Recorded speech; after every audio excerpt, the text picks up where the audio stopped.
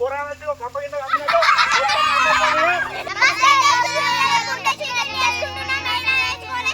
ముందు కొత్తిమీర వేసుకోవాలా, అల్లం ఎల్లిగడ్డ పేస్ట్ వేసుకుందాం, పసుపు వేసుకుందాం, కారం వేసుకుందాం, ఉప్పు వేసుకుందాం, తర్వాత పుదీనా వేసుకుందాం. ఇప్పుడు ఉల్లిగడ్డలు, మిరపకాయలు, ఎల్లిపాయలు కూడా వేసుకుందాం. దాంట్లో మంచిగా మొత్తం కలుపుకుందాం. కలపడైతే అయిపోయింది. ఈ మూతలు మంచిగా కుండలో పెట్టుకొని ఈ చికెన్ అంతా దాన్ని వేసుకున్నాం. ఇక అట్లనే కుండ చికెన్ ఎట్లా చేయాలో ఫుల్ వీడియో అయితే మన ఛానల్ ఉంటుంది. అట్లనే కింద లింక్ కూడా ఇస్తా, ప్రతి ఒక్కరు చూడురుగా. ఇక కట్టెల పొయ్యి మీద మంచిగా కుండ చికెన్ ఒక 20 నిమిషాలు ఉడికించుకుంటే మంచిగా మనకు న్యాచురల్ అయిన కుండ చికెన్ రెడీ అయిపోతుంది. ఇక అట్లనే మన వీడియో నచ్చినట్లయితే సబ్స్క్రైబ్ చేయండి, షేర్ చేయండి, లైక్ కూడా చేయండి.